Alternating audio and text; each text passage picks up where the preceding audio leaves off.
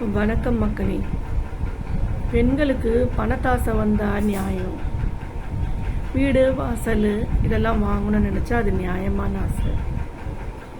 இன்னொருத்தரோட சொத்தை அபகரித்து அதில் சந்தோஷம் அனுபவிக்கணும்னு நினைக்கிறவன் கேவலமானவன். அடுத்தவ புருஷனை பிடிச்சி போட்டுக்கின்னு அவன் மூலியமாக கிடைக்கிற பணத்தை குடும்பத்தை நாசம் பண்ணாலும் பரவாயில்ல, குடும்பம் என்ன கதியானாலும் பரவாயில்ல, அடுத்தவ புருஷன் மேலே ஆசைப்படுறவ பச்சை டிவிடி. உண்மை தானே? அப்போது இந்த பொம்பளைங்கெல்லாம் அடுத்தவ புருஷன் முதலமைச்சர் அவரை பிடிச்சிக்கிட்டு பொண்டாட்டியாக இருப்பேன்துங்க, அண்ணனா இருப்பேன்துங்க, அசிங்கமாக நடந்துக்குதுங்க, பேசுதுங்க. இப்போ ஒரு பொம்பளை டிவியில் பேசி பார்த்தேன். எல்லாருக்கும் ரெண்டு தான் இந்த காலத்தில். என் வீட்டுக்காரர் கூட அப்படித்தான். எல்லார் வீட்லேயும் கணவர் தவறி ஏதாவது ஒரு சூழ்நிலையில் யாரோ ஒருத்தவங்க தப்பு பண்ணுறது சகஜம்தான்.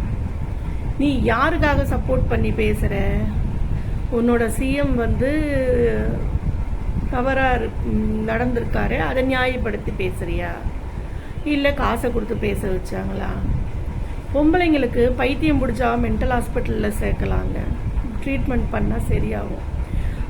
ஆனால் இப்போ இருக்கிற இந்த புறம்போக்கு பொறுக்கி பொம்பளைங்களுக்கு பிடிச்ச பைத்தியம் விஜய்ங்கிற ஒரு கவர்ச்சியான ஒரு மோகம் எல்லாருக்கும் அழகான மோகினி பிடிச்ச மாதிரி அழகான மோகனன் பிடிச்சிட்டுக்கிறாரு. பொம்பளைங்க பட்டு கேவலமாக இருக்குது பார்க்கறதுக்கு. அந்த விஜய்க்காக வேண்டி என்ன வேணாலும் பண்ணுவாளுங்க. அவ புருஷனை கொண்டுடுங்கன்னா கூட கொண்டுடுவாளுங்க போலகுது. மக்களே, இனிமேல் இடைத்தேர்தல் வரப்போகுது. இனிமேலாச்சும் புத்தியோட இருந்து தற்கூரி வேலை பண்ணிட்டு போட்டோம். தற்கூரிங்க பேச்சை கேட்டுட்டு நீங்கள் எதுவும் பண்ணாதீங்க. ஏன்னா சிலுக் சுமிதா மாதிரி ஜெய்மாலினி மாதிரி ஆடி காட்டெல்லாம் ஆள் அனுப்புவாங்க. அதெல்லாம் பார்த்து தாத்தாங்கள்லேருந்து அங்கிளுங்க வரைக்கும் சொல்கிறேன். அதெல்லாம் நாக தொங்க போட்டு போய் திரும்பவும் நாட்டை நாசமாக்கிறாதீங்க. பெண்களுக்கு சொல்கிறேன், பிள்ளைங்க சொன்னாங்க, பேரன் சொல்லிச்சு, பேத்தி சொல்லிச்சுன்னு திரும்பவும் தப்பு பண்ணாதீங்க. நம்ம நாடு உருப்படணும்னா நல்லவங்களை தேர்ந்தெடுங்க. இந்த பாவிங்களால் இந்த கொஞ்சம் குறைஞ்ச நாள்லேயே வந்த வேதனையும் அவமானமும் போதும்.